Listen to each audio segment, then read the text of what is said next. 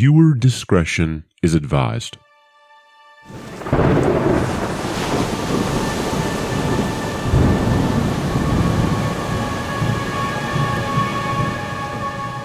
On December 5th, 1872, a British brig, Dei Gratia, was about 400 miles east of the Azores in Portugal. Crew members began seeing a shadow off in the distance and continued to watch it as they drew closer. It was clear that this was another large ship, but it appeared as though no one was on board. Captain David Morehouse climbed on a small boat amid the choppy seas and was taken to the ship. Captain Morehouse was shocked when he searched the ship to find not one soul on board.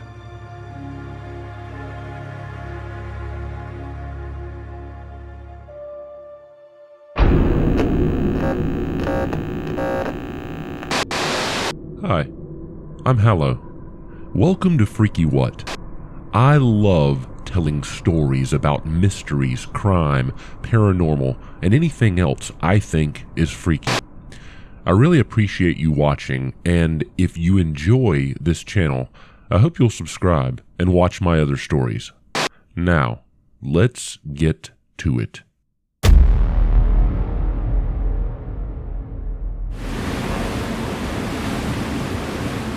The wind whispered through the rigging of the Mary Celeste as she sailed across the Atlantic on a fateful voyage in November 1872. The ship, a two-mast brigantine, had just departed New York City a few hours before and was headed for Genoa, Italy. It was under the command of Captain Benjamin Spooner Briggs, a seasoned mariner with a reputation for being cautious and prudent. The vessel was laden with cargo, 1,701 barrels of industrial alcohol. The crew consisted of 10 souls, including Captain Briggs, his wife Sarah, and their 2-year-old daughter Sophia.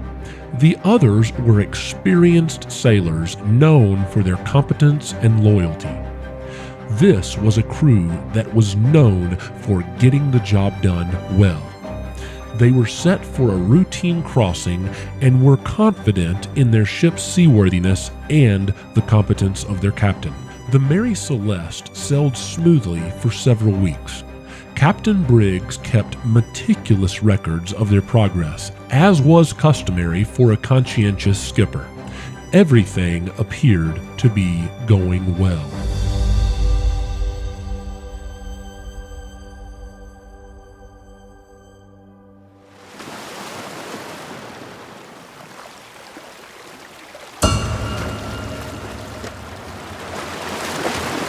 On December 4th, 1872, British brigantine Dei Gratia, helmed by Captain David Morehouse, spotted the Mary Celeste off the coast of Portugal. At first glance, Captain Morehouse and his crew assumed that the Mary Celeste was simply another ship going on about its business. But something didn't sit right with them. The sails were in disarray, and the vessel seemed to be drifting aimlessly.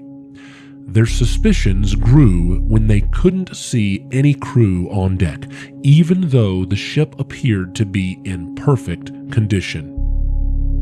As the Dei Gratia approached the Mary Celeste, the sense of unease deepened. The ship appeared to be eerily abandoned. There were no signs of struggle, no indications of a violent encounter, and no damage to the ship. The lifeboat, typically kept secured to the deck, was missing, which puzzled Captain Morehouse. Once aboard the Mary Celeste, the Dei Gratia crew's grim discovery confirmed their worst fears. There was no trace of Captain Briggs, his wife, their daughter, or any of the crew. The ship's logbook, still resting in the captain's cabin, recorded the last entry as 10 days prior, on November 25th. The entries were routine and gave no indication of trouble or distress. The vessel's cargo was undisturbed, and there was still a generous 6-month supply of provisions on board, but no one to consume them. Personal belongings, including Captain Briggs' watch and reflecting instrument, were left behind.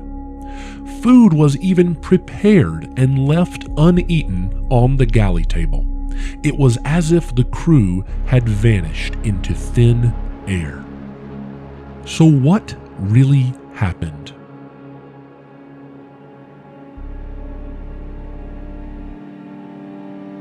Theories about the mysterious disappearance of the Mary Celeste's crew began to circulate. Theories ranged from a pirate attack to an alien abduction, but none could adequately explain the strange circumstances.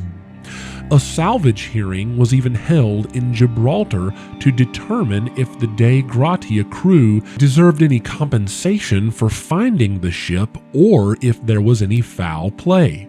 However, the court's findings were inconclusive.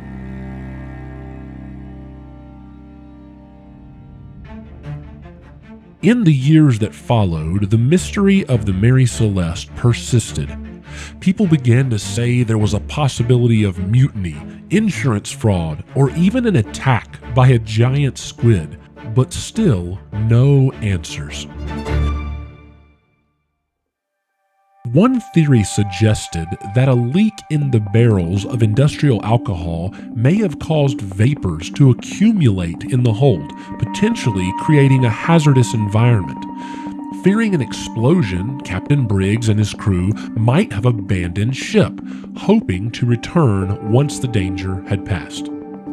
However, the idea that experienced sailors would leave a seaworthy vessel in such circumstances seemed a little far-fetched. Another theory proposed that the crew encountered a waterspout, a terrifying and unpredictable natural phenomenon. They might have panicked and abandoned ship, believing it to be their only chance of survival. Yet, this theory also has its shortcomings, as the ship showed no signs of damage from any kind of encounter like that. Later on, a documentarian named Anne McGregor launched an investigation with funding from the Smithsonian Networks and wrote, directed, and produced The True Story of the Mary Celeste. McGregor did lots of research, and she said, "I love the idea of mysteries, but you should always revisit these things using knowledge that has since come to light." She also said, "There's so much nonsense written about this legend, I felt compelled to find the truth." McGregor began by asking, what did not happen? She began dismissing the outlandish theories such as sea monsters and pirates, since nothing was taken and the ship was in pristine condition. After ruling out many of the theories, McGregor asked what might have happened, what was possible. The last thing a captain would do is order everyone to abandon ship. So if that's what Captain Briggs ordered, why? The Mary Celeste was very seaworthy and in good order. There was no sign of flooding or damage. In fact, the crew that found it sailed it back to the harbor. McGregor visited Captain Briggs' hometown of Marion, Massachusetts, and interviewed descendants of Arthur Briggs, the 7-year-old son that the Briggses had left behind so he could attend school. McGregor learned that the captain was respected in the shipping community and very experienced. She said there was never a question that he would do something irrational. So, did Captain Briggs have a legitimate and rational reason to abandon ship? McGregor decided to attempt to determine the exact spot where Briggs, his family, and his crew abandoned the ship. If they could get this information, they might learn the why. From the transcriptions that were recorded, they learned that the ship was only 6 miles from land and could see the Azores Mountains on the island of Santa Maria in Portugal on November 25th, 1872. Then, 10 days later, according to the Dei Gratia crew, the ship was about 400 miles east of that island. MacGregor worked backwards to create a path between these 2 points. Oceanographer Phil Richardson found water temperatures, wind speeds, and wind directions from that time period in the International Comprehensive Ocean Atmosphere data set. He used this information to determine whether or not the Mary Celeste could have drifted from its location on November 25th to where the Dei Gratia crew found it on December 5th. Their conclusion was, yes, it could have, even without a crew. It was then determined that the crew most likely abandoned the ship while it was in sight of land on the morning of November 25th.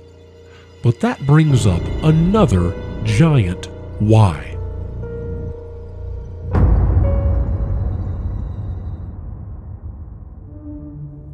One other clue would lead the team to end on this theory.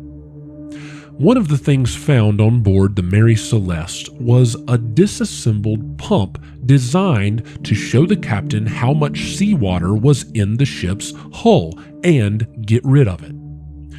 Before leaving New York, the Mary Celeste had to be extensively refitted due to a previous voyage carrying tons of coal. Records show that on November 24th, the day before it is believed that the ship's crew and captain and family abandoned ship, Captain Briggs changed course and headed north of Santa Maria Island, perhaps seeking safety. It is believed that Captain Briggs was actually 120 miles west of where he thought he was. According to the logs, the crew experienced rough seas and winds more than 35 knots the night before. On the morning of November 25th, 1872, with land in sight, Captain Briggs couldn't tell how much seawater was in his ship's hull, and it was packed so tightly he couldn't visually measure it. After coming through rough weather and seeing land, he wasn't sure whether or not the ship would sink, and feared for the crew and his family, so he ordered them to abandon ship. Do you believe this theory? What happened to the crew, Captain Briggs, and his family? In 1885, the ship was deliberately wrecked in a failed insurance fraud scheme. Some people believe that the curse of the Mary Celeste had finally caught up with her. The riddle of the Mary Celeste remains unsolved to this day. While modern forensic techniques and research have provided some insight, the full truth of what transpired on that ill-fated voyage may forever be a mystery. If you enjoyed this episode, you know what to do. It helps me continue to make interesting, scary, mysterious, and fun stories for you. I can't wait to see you again next time.